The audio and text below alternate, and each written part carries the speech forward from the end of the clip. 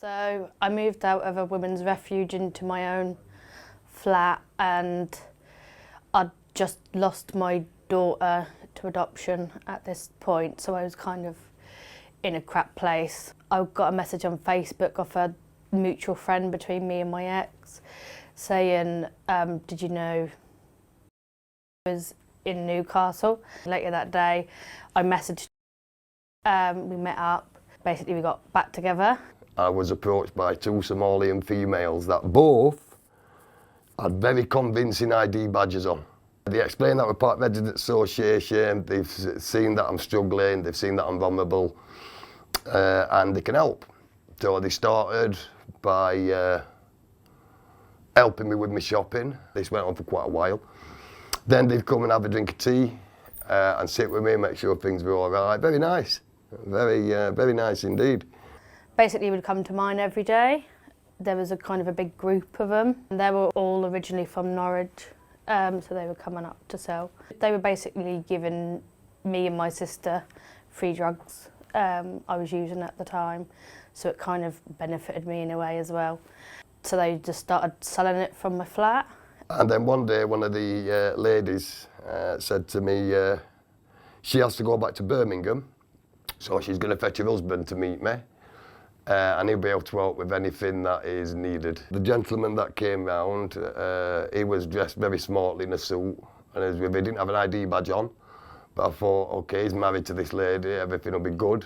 And what they did is, they took my back door key. Will have been the early hours of the morning, and I was woken up by like a group of masked men, dragged out of bed, and literally beat unconscious, stamped on, kicked. I knew, like I say, if I didn't curl up, protect myself, I had a brain injury, then things could get really bad for me.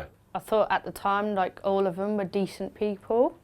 They weren't, like, you know, violent or anything, and you'd expect, if you're being forced into something, for them to be violent and have guns or something, or like threaten you, when it wasn't like that at all. It was very like buying Chinese every night, or some kind of takeaway each night, giving me and my sister drugs when we were like both, you know, big drug takers. So it's kind of feeding us.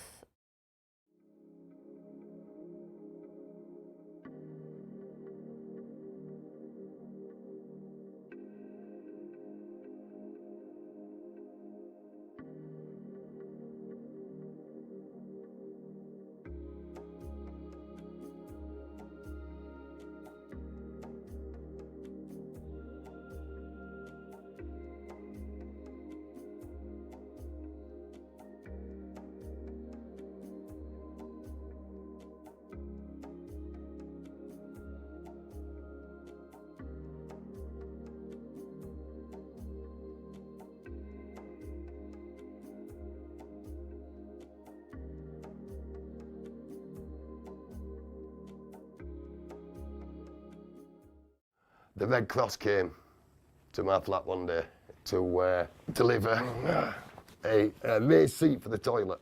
Two of these guys were there, and she went, "Who are these?" And they went, "We're his friends, aren't we?" And I went, "Yeah, they're my friends," because I feared for her safety. There were two shotguns in my flat room. She must have known there was something wrong. And she gave me the consent form to sign, and I writ "help" on the form. That's all I writ.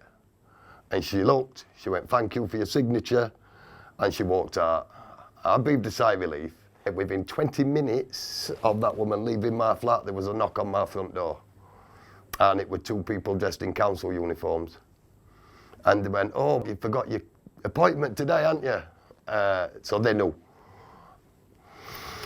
They took me out of that flat and they went, "Don't worry, we've got you." 2 children were missing from care. These other people employed them to sell drugs. Later that day, the boys turned up at mine for the first time. I went outside, rang the police, told them that they were at my flat, and the police turned up and everyone got arrested, including myself.